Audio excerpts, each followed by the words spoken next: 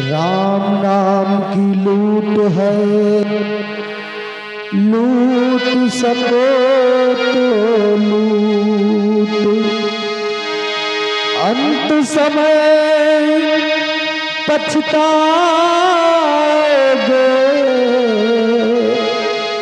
जब प्राण जाएंगे छूट।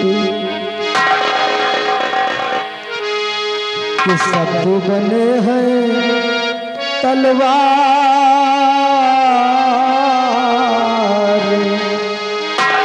शब्द बने हैं तलवार, भजन तोहरी ढालू बनी।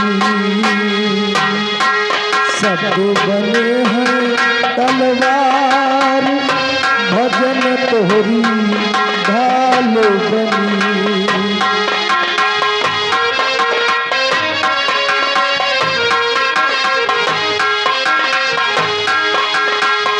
भजन तोहरी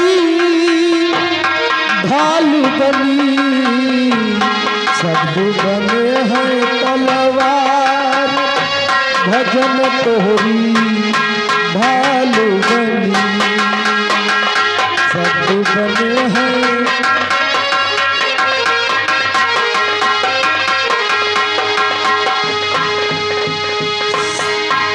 सास कुमारी बहुलर गौरी ननन हरे राखाए, कुमारी बहुलर गौरी ननन हरे राखाए, ननन हरे राखाए भैया ननन हरे राखाए, ननन हरे राखाए भैया ननन हरे राखाए। सखी सहेली देखन आई, सखी सहेली हाँ बच्चा तो क्या हुआ गुरुजी? सखी सहेली देखन आई, वही तेरा भर ही जाए, भजन तोहरी ढालू बनी। शब्द बने हैं तलवार, भजन तोहरी ढालू बनी। शब्द बने हैं तलवार, भजन तोहरी ढालू बनी।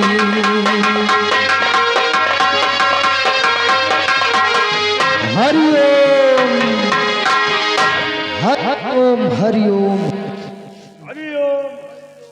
बच्चा काफी दूर आ गए हैं हम, इसलिए सोच रहे हैं यहीं पर हम आसन लगाते हैं और थोड़ी देर बैठकर भगवान का राम नाम करते हैं।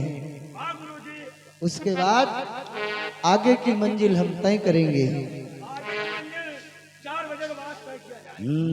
एक काम करो, ये लो त्रिशूल और इसी जगह पर गाड़ दो इसे। आओ बैठते हैं। राम सिया राम। समझ में नहीं, काफी दूर निकल आया हूं, प्यास के मारे ऐसा लग रहा है कि जैसे जान निकल जाएगी। पानी कम वक्त कहीं नजर नहीं आ रहा और तारागढ़ भी पहुंचना जरूरी है। अगर पानी न मिले तो मेरे प्राण निकल जाएंगे। समझ में नहीं आता कि मैं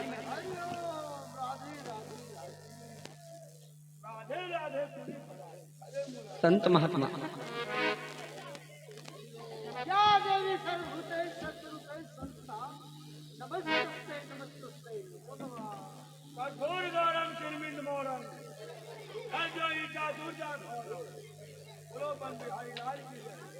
कहते हैं कि संत महात्मा भगवान का रूप होते हैं और भगवान से पर्दा, ये अच्छी बात नहीं है। महाराज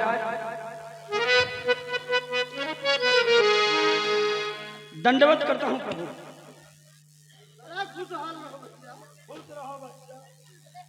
नतमस्तक मेरा झुका, नतमस्तक मेरा झुका, लगा के आया पानी मुझको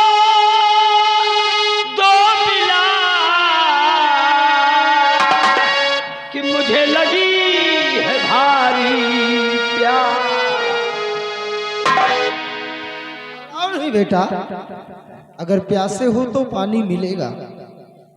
आशीर्वाद मेरा तुम्हें भगवान बेटा बड़ा प्रबल है, और पानी पीकर प्यास बुझाओ, भरा कमंडल जल है।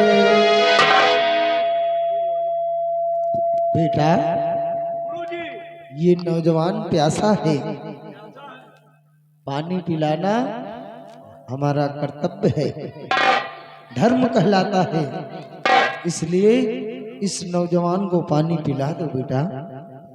गुरुजी कौन बिरादर है?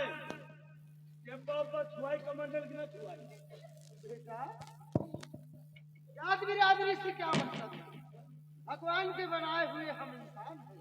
इंसान है और फिर हम तो एक साधु महात्मा। हाँ गुरुजी, आज नहीं पखाना वखाना पंजाब ये सब चीज पानी ज्यादा मांगा।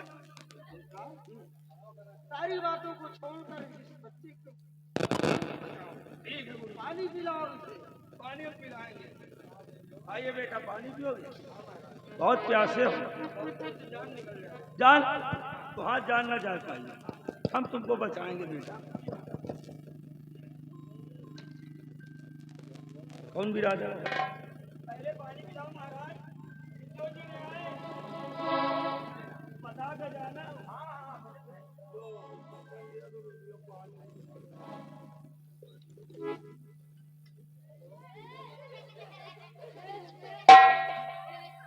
गुरुजी मैंने बच्चे को पानी पिला दिया।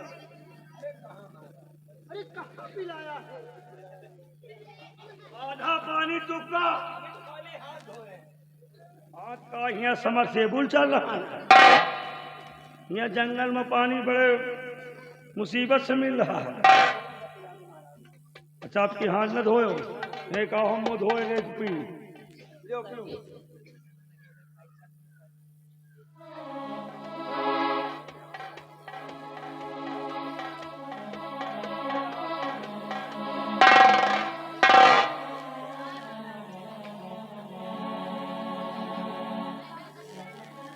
थोड़ा बचा है, दो आप भी पी लो। नहीं बेटा, हम पानी नहीं पिएंगे। पानी नहीं पियोगे?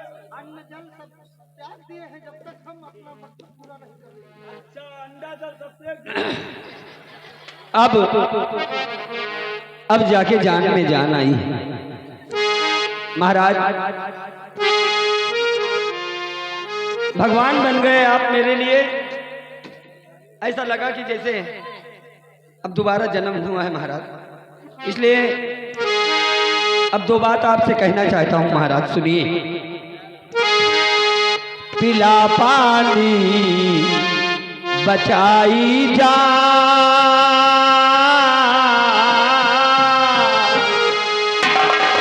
पिला पानी बचाई जान को एहसान है बाबा। पिला पानी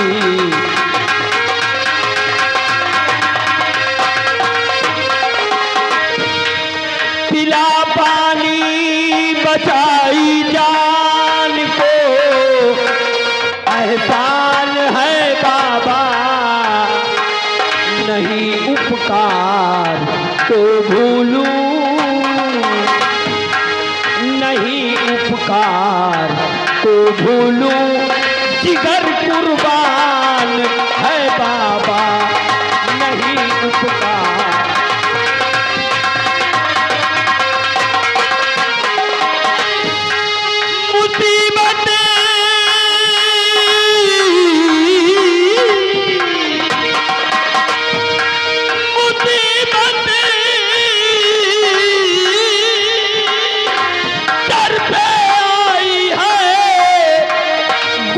बिहार में करता हूँ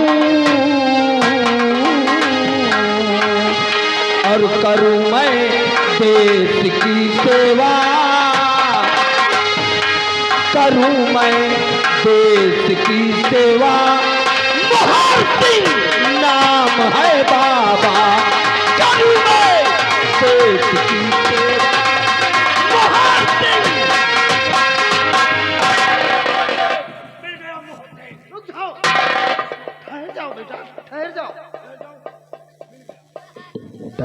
मोहर सिंह अपने आप को डाकू मोहर सिंह बतला रहा है, लेकिन इसकी शक्ल तो किसी और की है।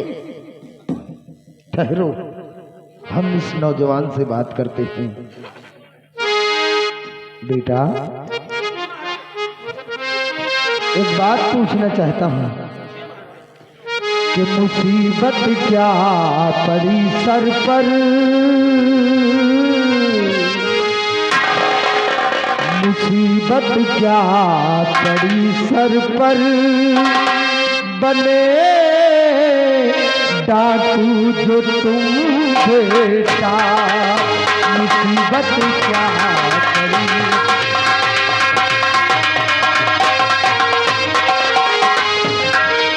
मुसीबत क्या पड़ी सर पर, बने डाकू जो तुम बेटा, और कहाँ के रहने वाले हो,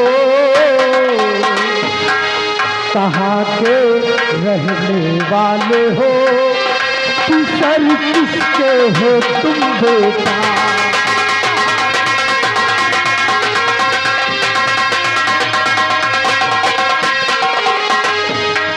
मोहर सिंह डाकू बन करके वतन की रक्षा करते हो, मोहर सिंह डाकू बन करके वतन की रक्षा करते हो, और करूं आसान मुश्किल को, सारी मुश्किलें आसान कर दूंगा, करूं आसान मुश्किल को, छिपाना राज तुम बेटा, करूं आसान।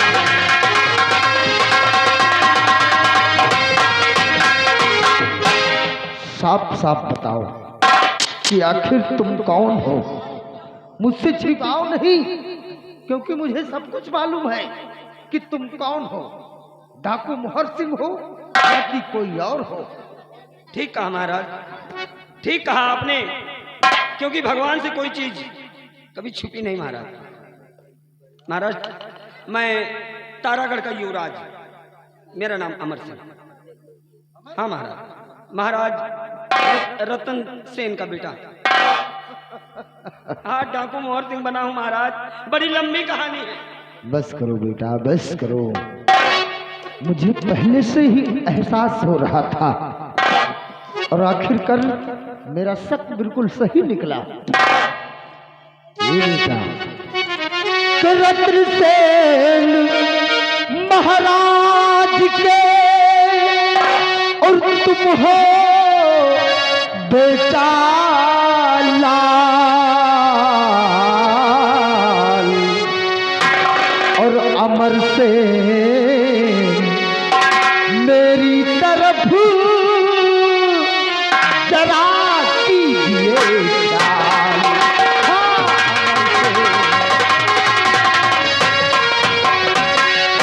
कि तारागढ़ राज का मैं हूँ सेनापति, तारागढ़ राज का,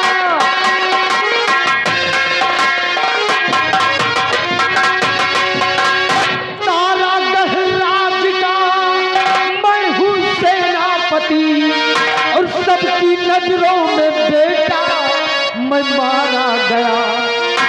मंत्री महाराज केवल भाई बचे राज में, और सबको मारा मोहर सिंह बताया गया। मंत्री महाराज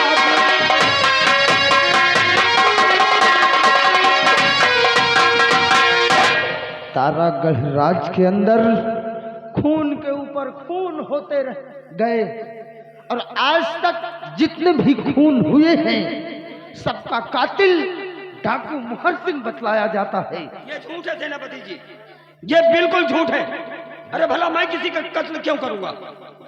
सेनापति जी, ये जितने भी कत्ल हुए हैं इनका कातिल कोई और नहीं, मैं जानता हूं कि वो कातिल कौन है। कौन है बेटा? तारागढ़ में कोई नहीं जानता, सेनापति जी, तारागढ़ में कोई नहीं जानता कि कातिल कौन है। या तो मैं जानता हूं, या तो कातिल खुद जानता है, या तो दो और जानते थे। दो और जानते थे? हाँ, वो जिंदा नहीं है सेनापति जी, भगवान को प्यारे हो गए।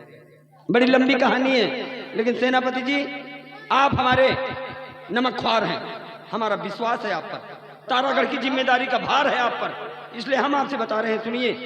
ए बच्चों,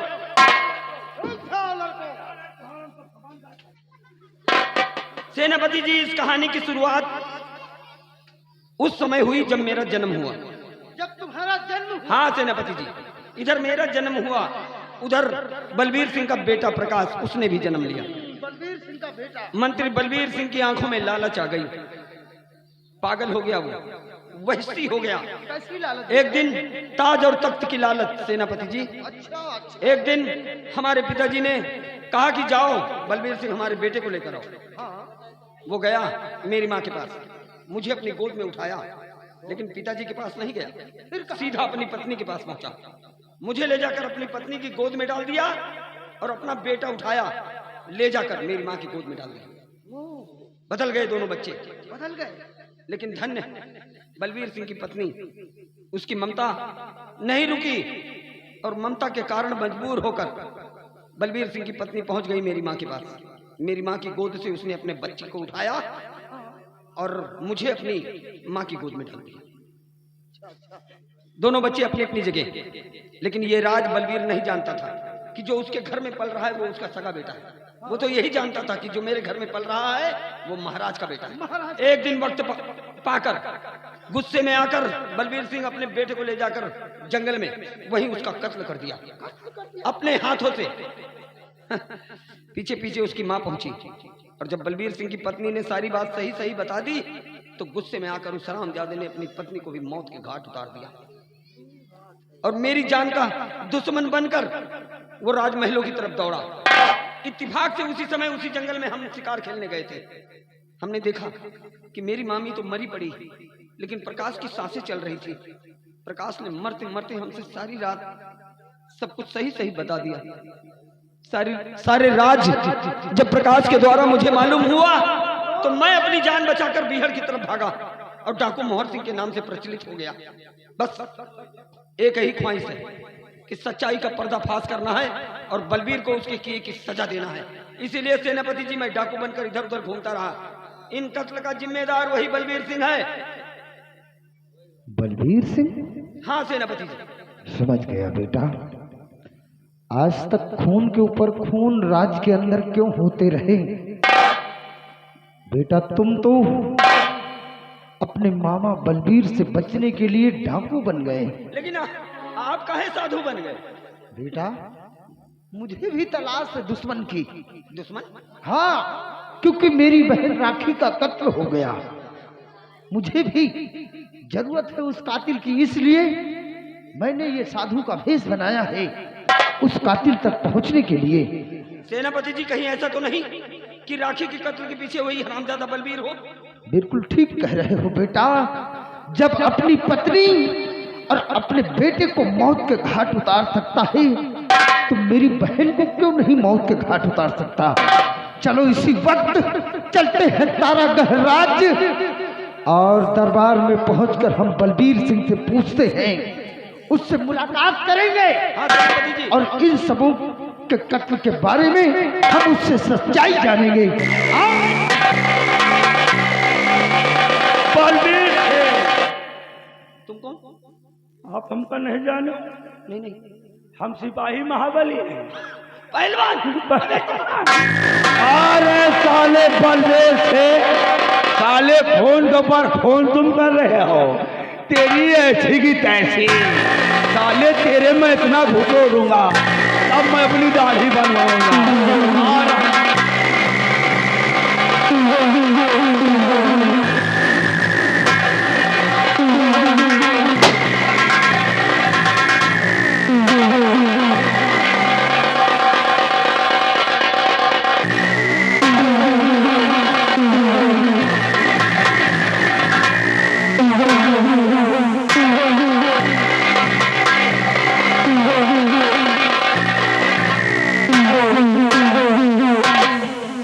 हम हैं मंत्री बिहारी सिंह। अब यहाँ के मंत्री बलबीर सिंह महाराज हो गए, हम हो गए मंत्री बिहारी सिंह। आवाज उठाया, दौड़ा के गोली मारूंगा। जिधर से निकलता हूं लोग डर जाते हैं, डरा के अपना दरवाजा बंद कर लेते हैं, अपने महाराज का इंतजार करते हैं। कोई और नहीं उठा